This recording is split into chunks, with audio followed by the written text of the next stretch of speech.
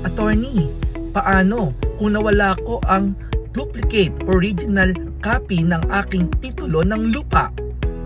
Sasagutin nun natin ang tanong na yan.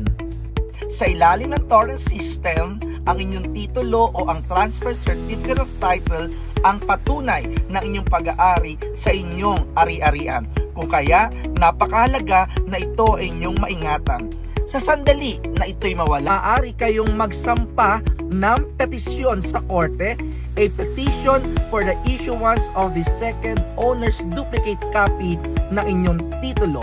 At kinakailangan na maghain o mag-file ng affidavit of loss sa Register of Deeds na nakakasakop sa inyong lupain.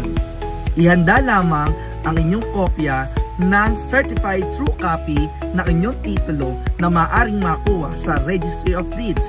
Gayun din ang kopya ng tax declaration sa inyong munisipyo. Ito ang magsisilbing ebidensya sa korte upang ma-issue muli ang inyong nawawalang titulo.